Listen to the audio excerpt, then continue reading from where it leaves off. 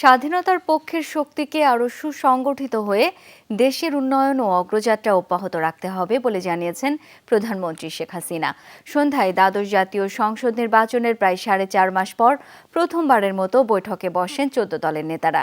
এতে সভাপতিত্ব করছেন প্রধানমন্ত্রী ও আওয়ামী লীগের সভাপতি শেখ হাসিনা।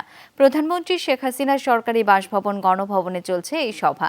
বৈঠকের সূচনা বক্তব্যে প্রধানমন্ত্রী বলেন, 75-এর পর বারবার চক্রান্তের শিকার হয়ে বঞ্চিত ছিল বাংলাদেশের মানুষ। সরকার দেশের মানুষের সেবক, এটা জনগণ বুঝেছে 96 সালে আওয়ামী লীগ ক্ষমতায় আসার পর। সরকার প্রধান বলেন, বর্তমানে সবচেয়ে বড় সংকট মূল্যস্ফীতি।